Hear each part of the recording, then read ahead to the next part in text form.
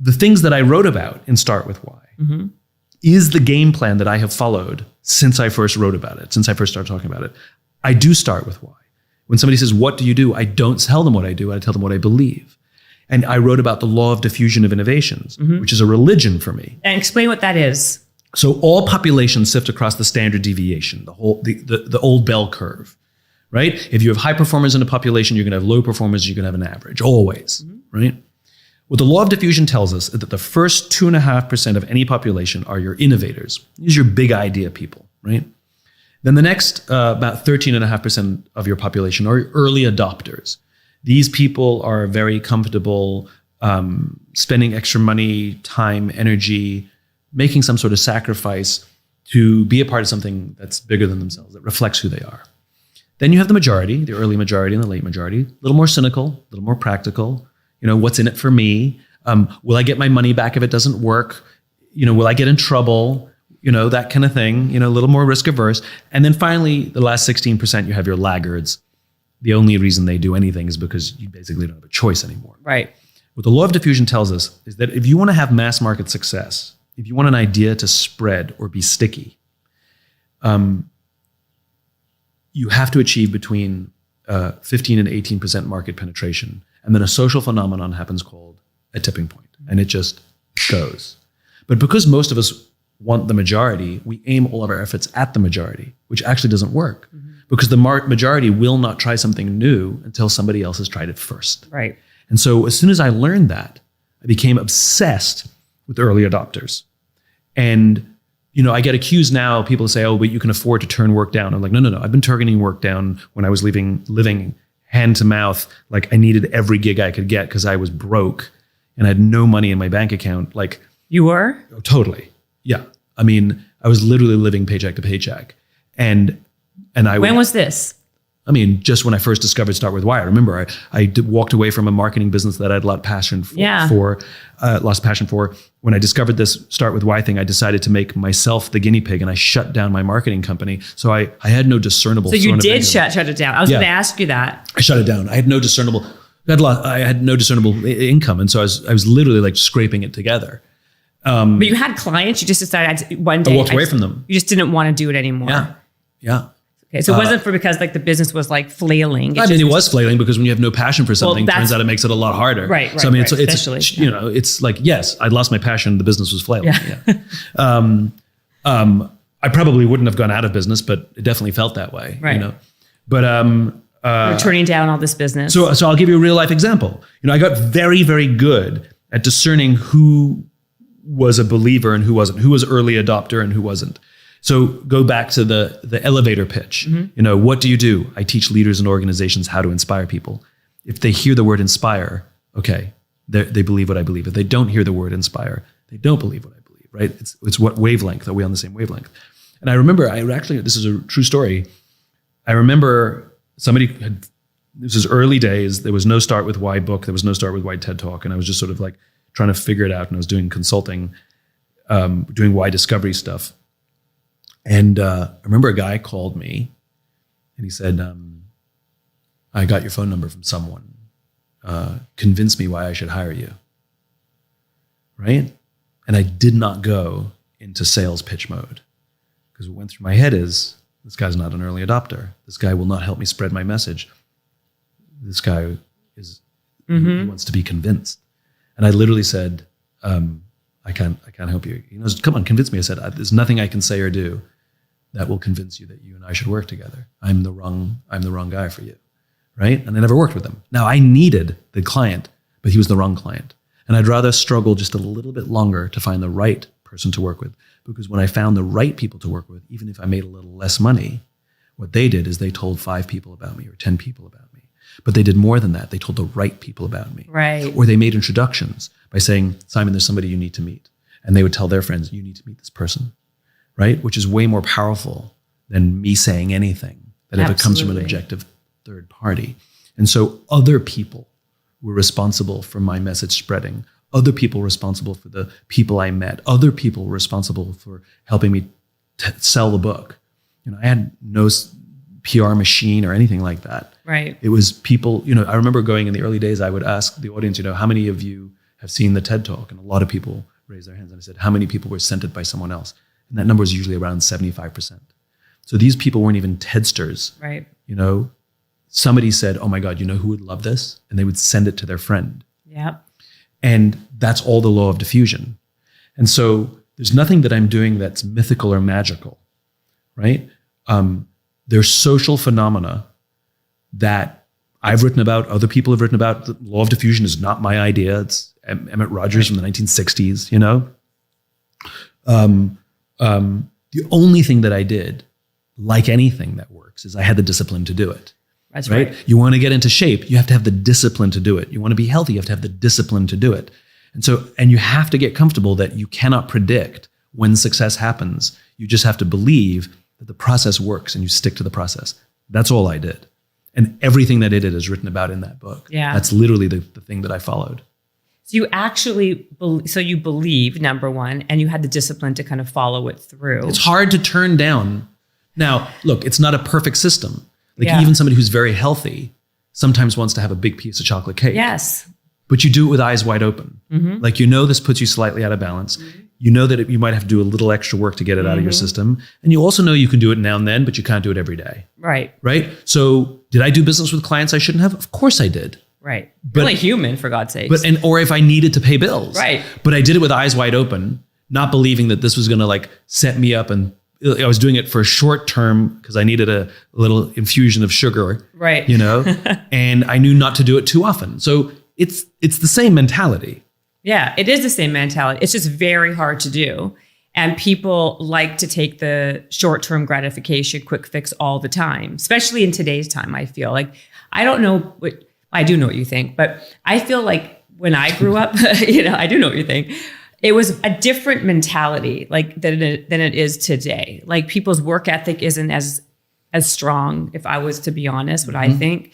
What I call, it's very much like a coddle culture type of world right now, where everyone always gets a participation trophy. People are offended very easily. It's very, very different. It's hard I feel it's hard to lead in a world like that. And it's hard to work in a world like that when you have so many things. I feel so many constraints around the other people, right? Nobody wants to work, but also nobody wants to be given direction. Everyone wants to be a leader. Everyone wants to be an entrepreneur, but yet nobody wants to put in the discipline, the hard work, and the effort. Have you noticed this yourself, even though you are very optimistic about people? Of course. Of course. I mean, each generation is different. They have their advantages and disadvantages. I think the thing that sums up all of those, what I would call symptoms that you're listing, is there's a deep ingrained impatience in this younger generation that previous generations seem to have less of. You suggest to a young kid, why don't you take a gap year before college? And the thought of taking a year off, literally what the thought that goes through their mind is, no, I might, but then I'll be behind in my career. Right. Missing the value that you actually bring from a year off to go explore, travel, work even. Or I have to have the perfect job out of the gate and everything has to go perfectly and I have to get promoted quickly because if I don't, I'm going to be behind. And, you reaching 25, 26, 27 years old and having this quarter life crisis and panic, which, previous generations didn't really have quarter life crises, where you feel like, oh my God, what's my career? What's my life? It's like, there's this strange impatience, and it probably comes from growing up in a world of instant gratification, where, years before social media, if you wanted to go on a date, first you had to meet them somewhere and you had to be like, hey, Yes. and somebody had to muster up the courage to ask and somebody had to muster up the courage to go. And it took a little bit of time to get a first date. A little bit of flirting, you had to learn something. Right. Socialization. Where now you just swipe right and I got a date instantly. I'm feeling a little lazy. I'm just, there's nothing on TV. Oh, look, I got a date. Exactly. Right. Shopping, you just go on Amazon and it literally shows up the next day. Or the same day. Or the same day in some cases. Even early online shopping, you'd buy something and 2 weeks later it would show up, Totally. And now it's the next day. And we're kind of just used to that. Mm-hmm. We're kind of used to, even information, like you're sitting at dinner, you're like, who is that actor? Hold on. Right. Or Alexa, who is so-and-so? Right. I have unlimited access to unlimited information. I did that with you, by the way. Not for me, but for my 9-year-old. Oh. Yes. Aside, I wish they would add the word please at the end of Alexa. Yes, that would be nice, wouldn't it?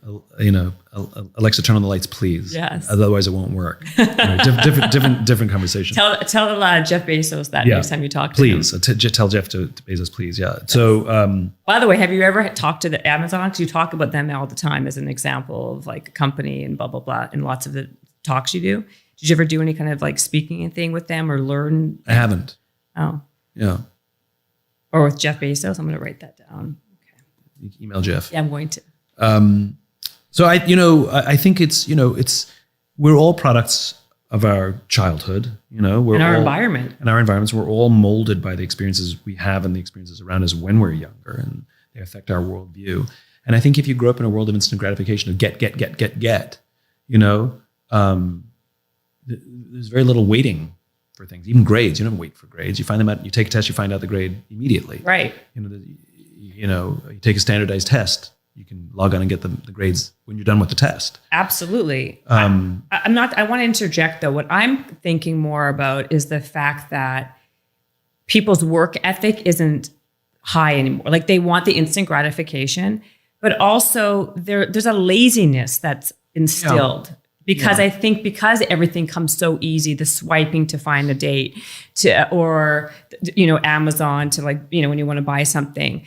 But there's also this other layer of just work-life balance and this and that. And I know you're all about balance, so this is going to be kind of hard for me to kind of talk to you about. But is there such a thing when you're really trying to build,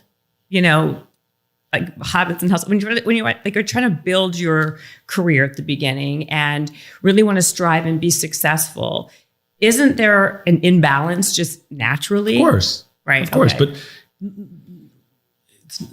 the balance is the wrong, balances doesn't mean even. Oh, okay. Right. It's not about equal, it's about equitable. Mm-hmm. Okay. Right. Great relationships aren't equal, they're equitable. Mm-hmm. Right? An equal relationship is I cook, you cook. I clean, you clean. I do the dishes, you do the dishes. That's an equal relationship. An equitable relationship is I'll cook, you do the dishes. I'll put the kids to bed, you take out the garbage. That's an equitable relationship, right? We're not doing the same things. It's not equal, but it feels balanced. Right. And everybody's okay with the distribution of labor, right? And we have to remember that there's nothing for free. There's nothing in this world that comes for free. And everything that you get comes at a cost, always. And the only question is the cost worth it? Right. And so if you want to achieve, there's people who've done extremely well, and the question is, at what cost?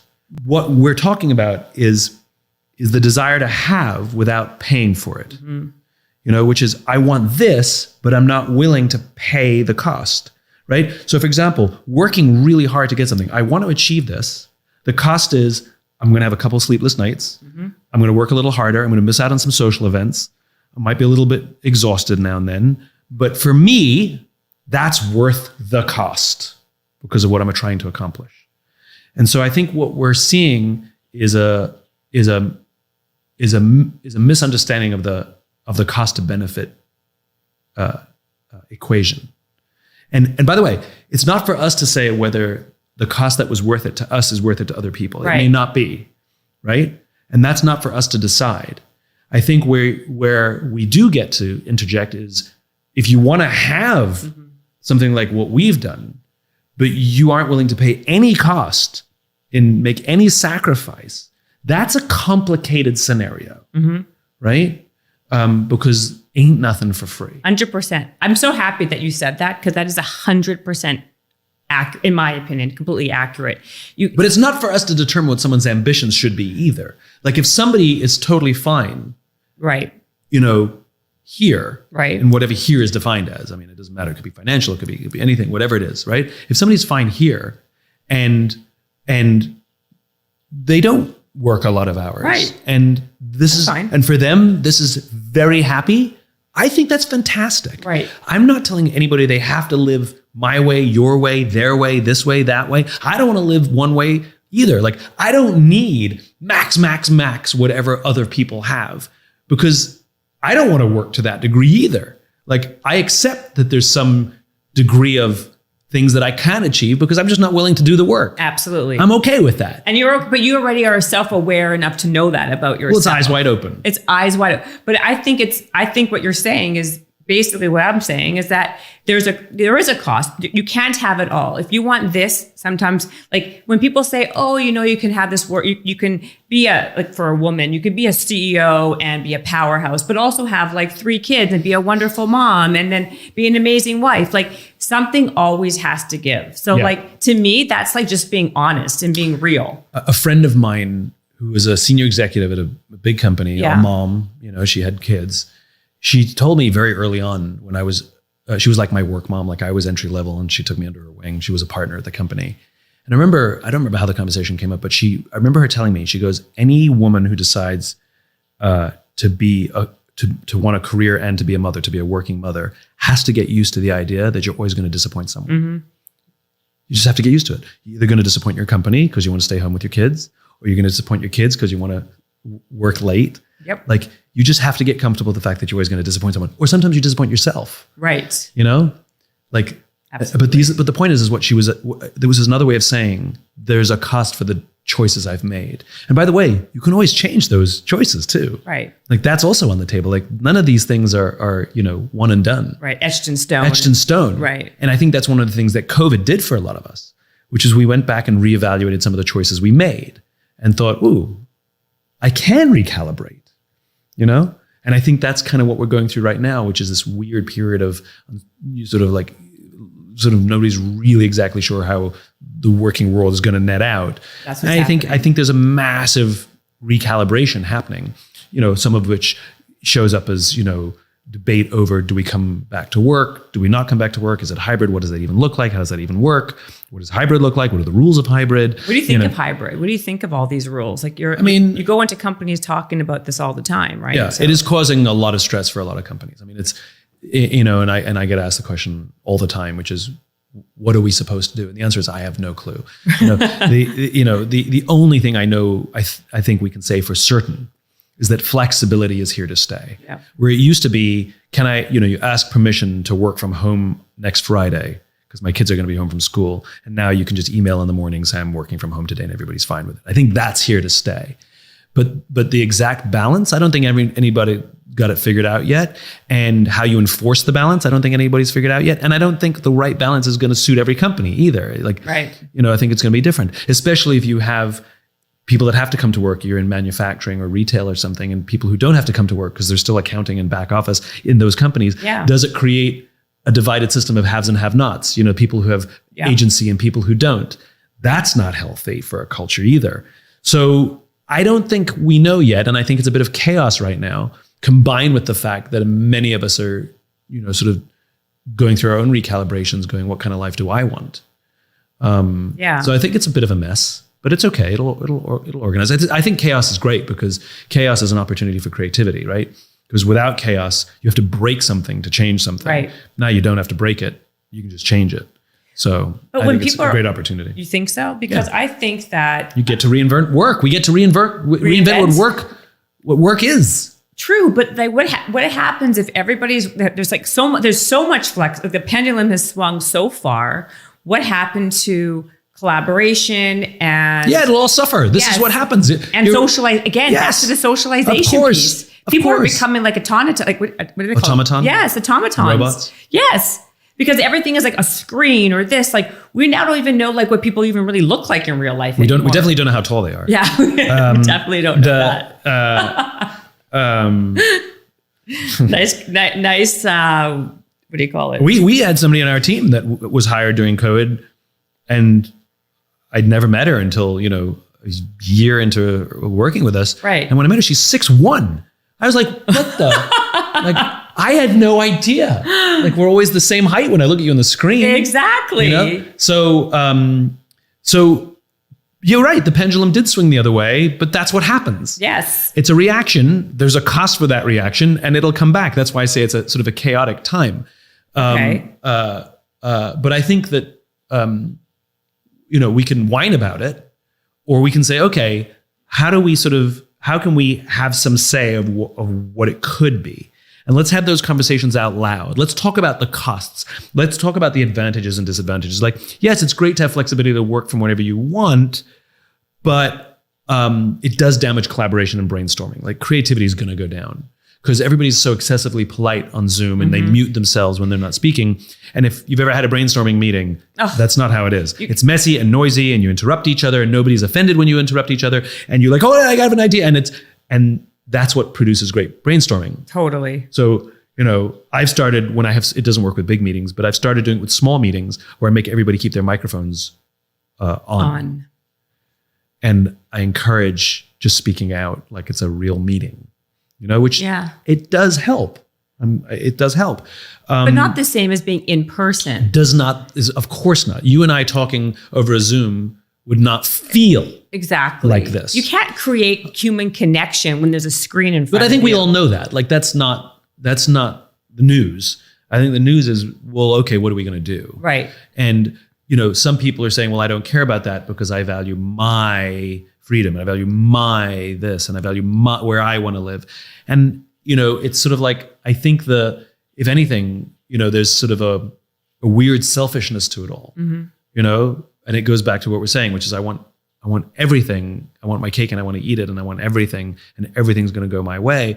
And, having it my way is a very noble aspiration, just unrealistic. Right. It's like you have kids, you love to get all your sleep. It's like, it's not how it works. Right. And it goes back to what we were just saying a minute ago, which is there's a cost for everything. And, but that's okay. I think those lessons will be learned. I said some things ago. I said things on another podcast recently that when I read the comments, like people were like lashing out, which I thought was so fascinating. What did you say? So I basically talked about how it skews younger. It's not completely, but it skews younger. Have become very comfortable quitting. It's become normalized. Where when you and I were younger, even if you didn't like your job, you had to stay for at least a year because otherwise you destroy your resume.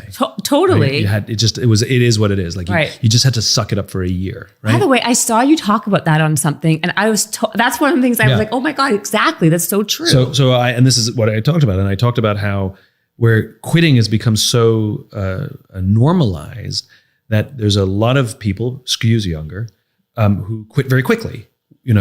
After 3 months or 4 months, maybe they're having a bad week, or they're confrontation avoidant and don't want to ask for a raise, so it's just easier to quit.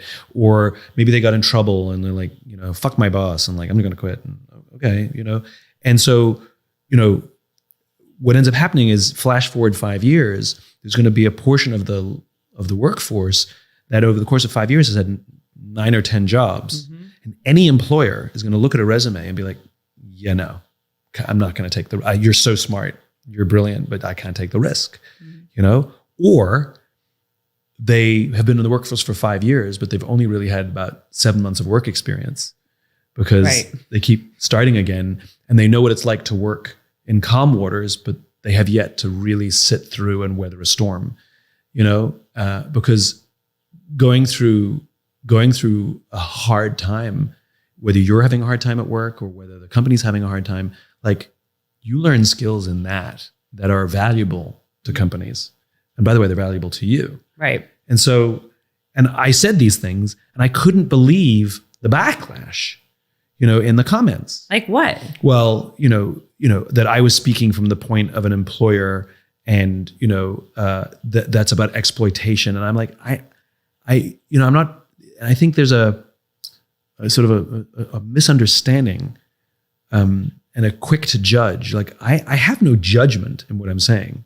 It's an observation. It's an observation that younger people generally are more comfortable quitting more quickly. Right. And if we go back to, again, this is going to be our recurring theme. What's the cost of that? Yes. You're like, yes, it has benefits. Absolutely. Why should you put up with a job you don't like? Get out of there. Sure. Absolutely. Yes, your boss is not the world's most fantastic leader, not a bad person, but not a great leader. Sure. Get out of there. Sounds great, but there's a cost. And I'm not sure those costs are being weighed, but there will be an accounting in 5 years. And that's all I'm saying, which is just be aware. Just go in with eyes wide open. Think of the long game. You can still make the decision. I'm not saying make or don't make the decision. I'm saying be cognizant of the long game.